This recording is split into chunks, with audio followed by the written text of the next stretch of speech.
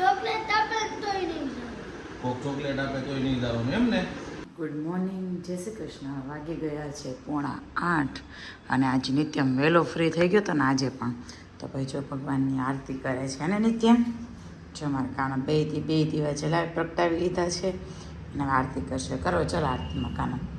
જય સતગુરુ સ્વામી પ્રભુ, જય સતગુરુ સ્વામી સહજાનંદ દયાળુ સહજાનંદ દયાળુ બળવંત બહુનામ પ્રભુ, જય સતગુરુ સ્વામી.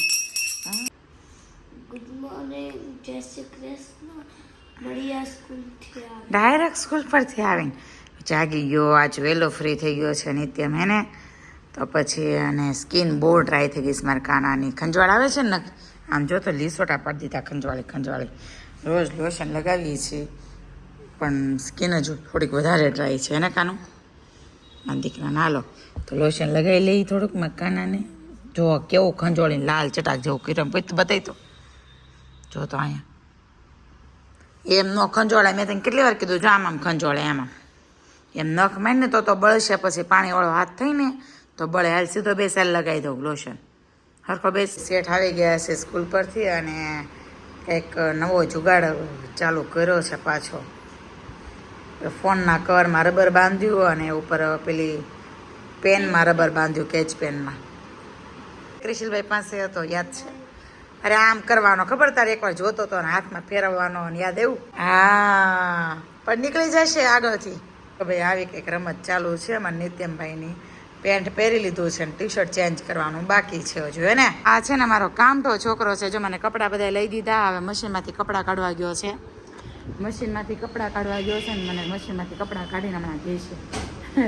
સૂકવી હતી ને દેશે એનું કાંઈ નક્કી નહીં ભાઈ. 8 વાગી ગયા છે અને આજે રસોઈમાં છે ચા, ભાખરી અને શાક છે સરગવાનું કઢીવાળું. અને નિત્યમ માટે ચા અને ભાખરી છે. મને આરે છે ને મરચાં ખાવાતા ભાઈ મરચાં કર્યા છો. અને નિત્યમ જોવે છે ટીવી. હે ને નિત્યમ ટીવી જોવે છે ને? હજી ચોકલેટ ખાશો? ચગળશો પતી ગઈ. જો ભાઈ મા દીકરો મસ્ત બેસી ગયા છે જમવા. કેમ કે આજે હિતેશ નથી આવવાના, થોડાક લેટ આવવાના છે. એના ફ્રેન્ડ કંઈક ઓફિસ એક્સચેન્જ કરે છે. અમે મા દીકરો બે જ હતા. અમે હતું ને રેકોર્ડ ગુંજન દીદીએ રસોઈ બનાવી. હું કીધું નિત્યમ મજા આવી ગઈ ને?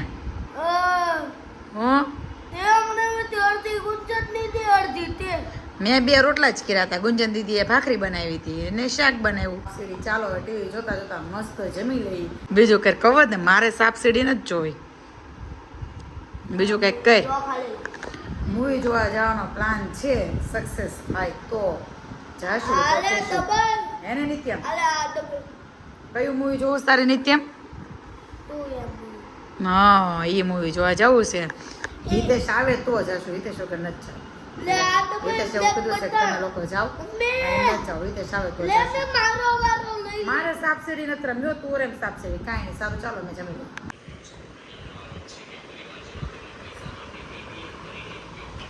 એની ભાખરી વધી હતી ને તો ખાવાય ગયો.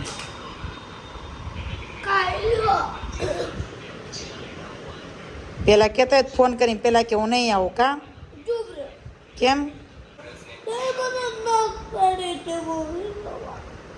પણ રોવું કેમ આવે છે એવું? હે તને કહું અય કેમ રોવું આવે છે કે મને? તો જાય છે ને તારા પપ્પા ભેગો મૂવી જોવા. મારી વગર જાય છો ને બાપ દીકરો બે. મારું શું કામ છે? તું ને પપ્પા જાઓ મૂવી જોવા. જાઓ કીધું ને જાઓ. એમ મન નથી આવું એમ. હા તો વહી જાઉં ને હું તને કહું. એટલે મેં ફોન કર્યો ને કે જમવાનું છે કે નહીં. તો કે મારે મોડું થાય. પછી એને બહાર જમવાનું મન ન થયું. ઘરે એવા 10 વાગ્યાને જો એની માટે ભાખરી બનાવું છું. એને ક્રિસ્પી ભાખરી ખાવી, થોડીક મોણ નાખીને ભાખરી બનાવી, પાછી ચા બનાવી. ચાલો જમવું હોય તો આવી જાઓ.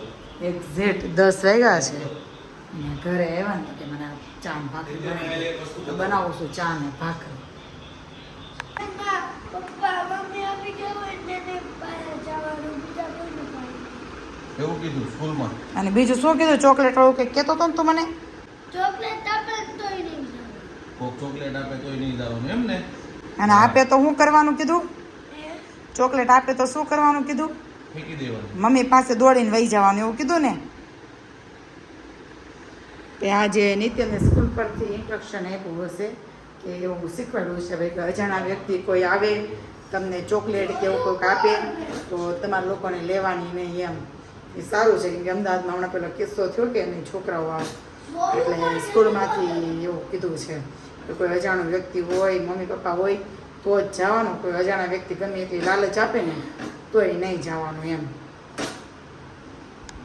ગુડ નાઇટ, જય શ્રી કૃષ્ણ. મળીએ કાલના નેક્સ્ટ વ્લોગમાં. Bye bye.